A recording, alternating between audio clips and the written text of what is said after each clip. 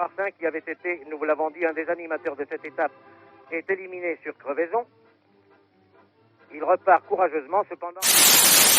Jourdan est à 1,47, le peloton à 3,44. Derrière lui, Jourdan est repris par Roux, Garde, l'Espagnol Gaston et Léali.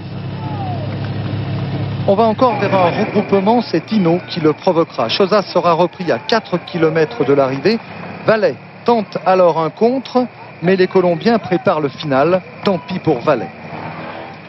Quand Juan Fernandez attaque, Parra va contrer de très belle façon l'attaque de l'Espagnol Hernandez, le contre de Parra.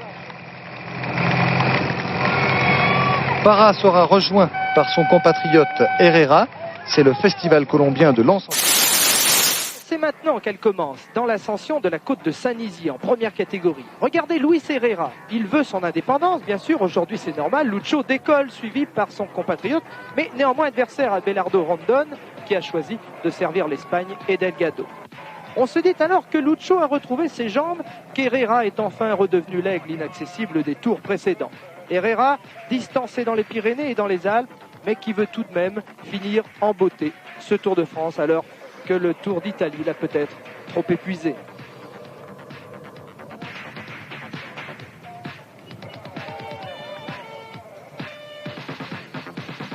Le peloton conduit par Tenis, Fignon et Lemon sait tout de même qu'Herrera a plus de 30 minutes de retard au général. Et ce ne sont pas les 42 petites secondes qu'a pris le Colombien qui peuvent inquiéter ce peloton.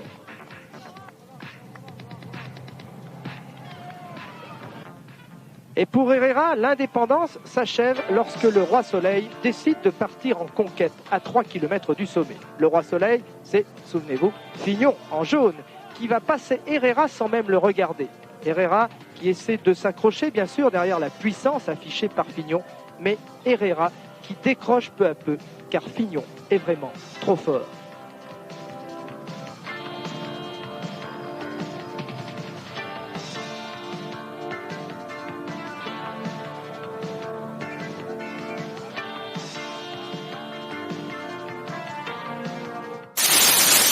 De Saint-Nizier et de la Moucherotte, les hommes de tête ont encore plus de 12 minutes d'avance sur le peloton.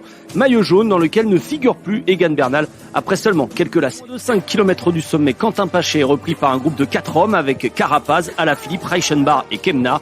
Rapidement, ils ne sont plus que 4. Paché craque. Julien Alaphilippe qui s'écarte. Julien Alaphilippe, il s'est mis dans le rouge.